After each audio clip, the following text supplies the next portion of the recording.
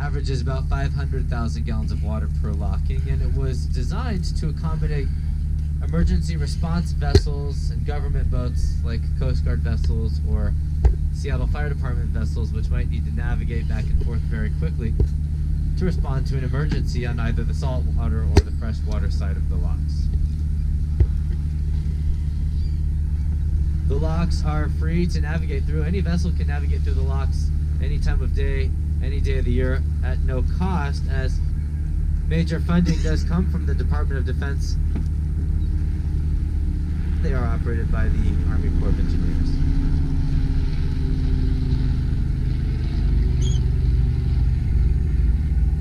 We're here in Shilshal Bay, really beautiful today with the sunshine. Doesn't quite feel like fall. A little chilly in the air, but fantastic to get so much sunshine this afternoon. We have Magnolia neighborhood over to your right-hand side, and off to the left, or port-hand side of the vessel. It's more of that Ballard neighborhood. The locks are also a very popular destination to visit on foot as well as by vessel. They're the third busiest tourist attraction in the city of Seattle.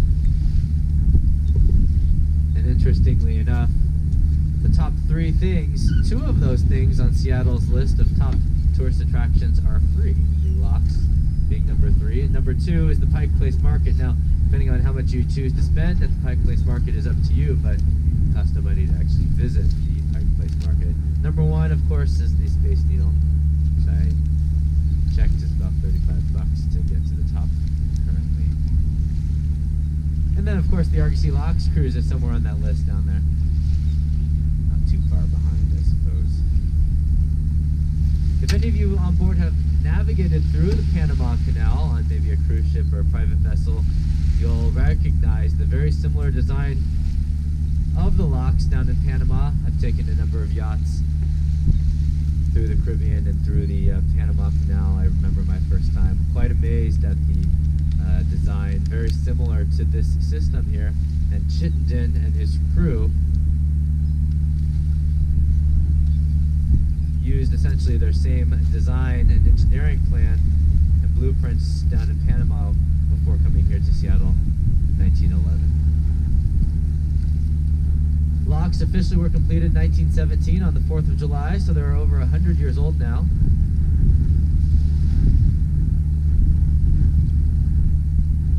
As we await our call into the lock tower, I'll discuss a little bit about the priority system, as there are no appointments for lockings. All the lockings do occur on a first-come, first-served basis. The priority system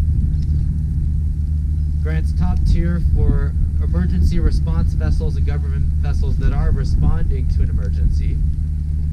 Second tier would be non-emergency commercial vessels, so maybe a fire boat that's just patrolling, or a police vessel that's patrolling the water but not actually in response to an emergency.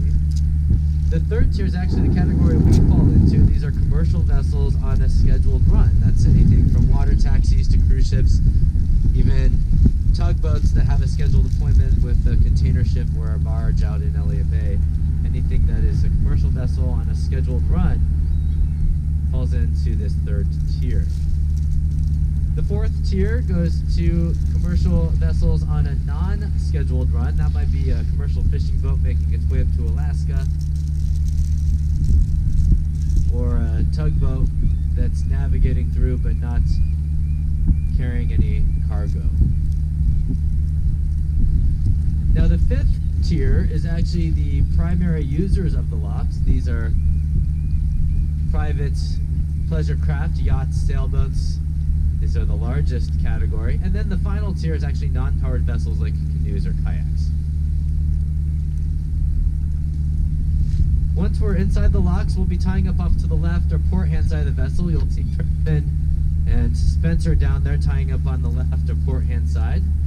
They'll be attaching a couple of spring walls for us, spring lines to the wing walls for us to get secured. Looks like they're just unloading a couple of vessels in the small lock chamber there, and probably in a few minutes the lock tower will give us clearance for our locking. So in the meantime, this is a great opportunity to grab a beer from downstairs or a hot chocolate, something like that. And we'll be making our way into the small locks here momentarily. Again, we barely fit in there, so please don't be alarmed if you feel us come into contact with the concrete walls. Nothing to be alarmed by. So we'll certainly do what we can up here in the bridge to avoid contact with the walls.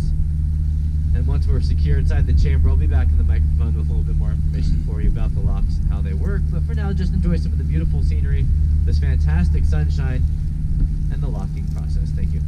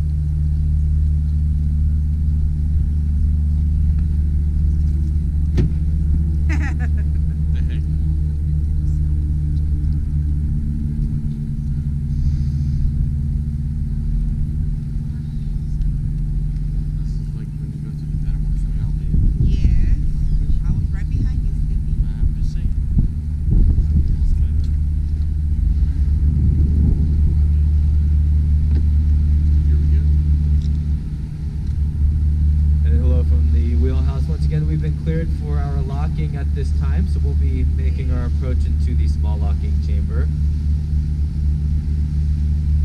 Deckhands, please prepare for small locking. Port side, thank you.